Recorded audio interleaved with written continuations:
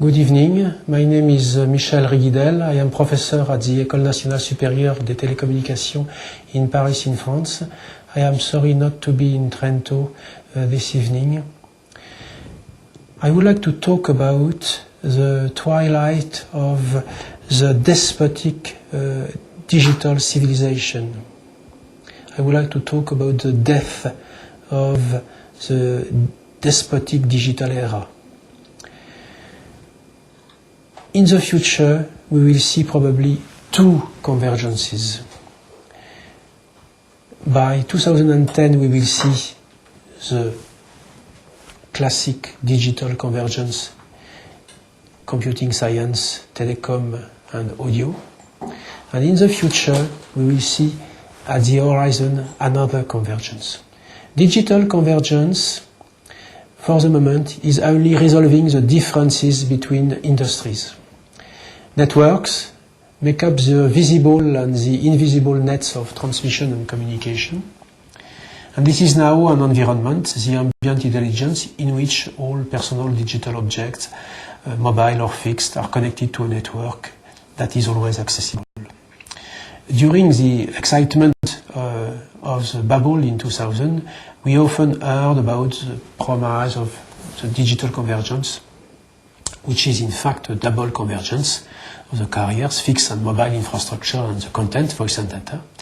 And the standardization of networks will ultimately result in the fusion of the previously distinct computing, telecom and audiovisual industries. This configuration will produce a sophisticated combination of the next generation internet access and the fourth generation mobile telephony, the success of which will depend on user adaptation.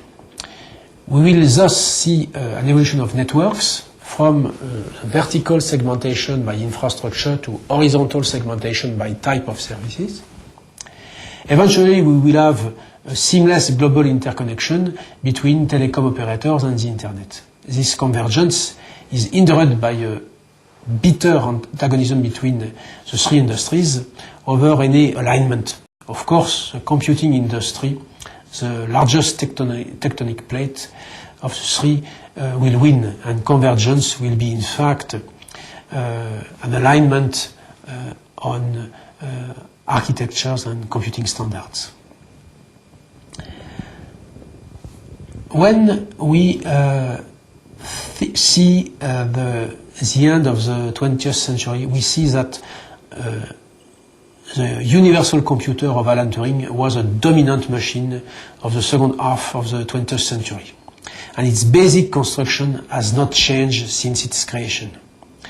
The power of the computer has doubled every 18 months in accordance to the Moore law, but miniaturization of transistors has been followed by techniques enabling finer and finer processing technology. We will soon see the last generation of traditional computer, which will be finger size instead of hand size, and this will become part of the daily life. Smart tags will replace barcodes, and disposable computer will be inserted in object clothes and underskin. This miniaturized communicating object linked to the internet will offer a virtually unlimited selection of services. The software of this disposable computer will be accessible from public terminal and managed by devices that will have yet to be invented. At this point, we will have pushed transistors to the limits of their atomic scale, but will have entered the age of nanotechnology, and traditional computing will make the leap into the quantum age.